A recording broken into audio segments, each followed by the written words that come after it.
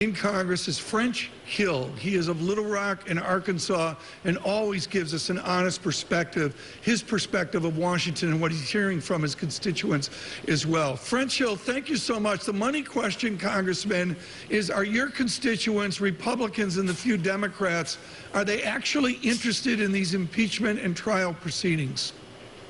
Tom, good morning. Francine, great to be with you. You know, honestly, as this has drug on since September, they've really disconnected from it, Tom. I don't hear about it when I'm in the grocery store or in the constituency. They're still focused on, number one, like so many families around the world, jobs and the economy, what the outlook is. And they just view this as a political battle between House Democrats and President Trump. It may be a political battle, but it has an important outcome as well. Is there permanent damage to the traditional Republican Party? Not the Trump Republican Party, but the traditional Republican Party as you represented George Bush Sr. How damaged are they from this impeachment process? Well, it's definitely controversial, but I can say that when I talk to Republicans around the state of Arkansas, they're for economic growth, they're for regulatory reform, they're for arranging successful improvements to existing trade agreements and getting new trade agreements.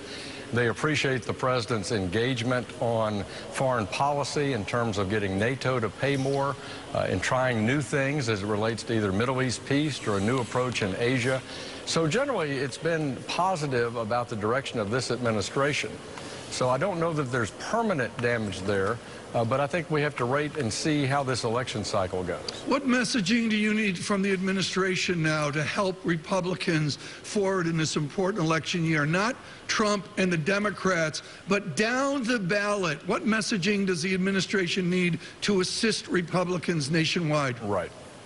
Well, number one is that tax reform, regulatory reforms and redirection, and that getting successful trade deals negotiated is good for the long-term health of the U.S. economy, and that the U.S. is leading around the world, despite, I think, a barrage of people who suggest that it's not, that we are leading in NATO, we are leading in Asia, we are leading in trying to get the world together to confront some of the biggest challenges like Iran, like rebalancing China in the South China Sea.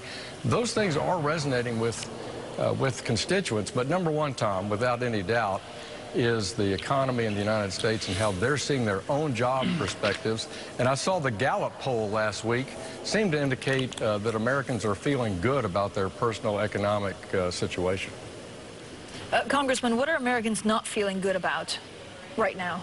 Well, yeah, Francine, thank you. I think they're frustrated that we can't get some of the big issues off the table through bipartisan consensus, like immigration reform, consensus on border security, which used to be, Francine, a major bipartisan consensus in the 90s that we needed both immigration reform, we needed border security, significant physical border security, and we needed a positive program for admitting new Americans to our country.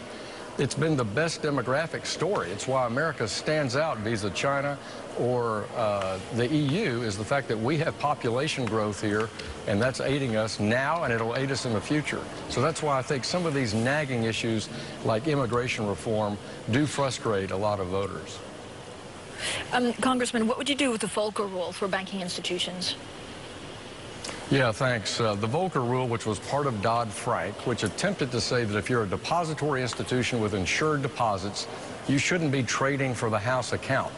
And when it got implemented actually in law and then in regulation, even Jay Powell, our Fed chairman, says many traders need a Ouija board to figure it out.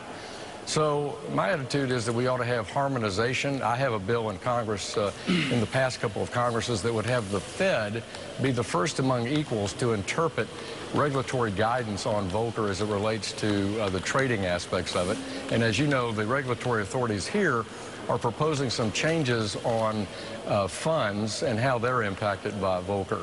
But unfortunately, the statute is written in such a way that I don't believe that by regulation we can really correct some of the problems that Jay Powell and others have pointed out. I think it's going to have a statutory change. Congressman Hill, one final question, if I may. Arkansas means Springdale, which means Tyson, which means chicken. You people dominate the poultry business in this nation.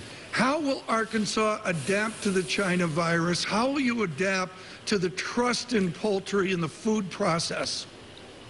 Yeah, it's a super question, and this is something that Tyson Foods has confronted.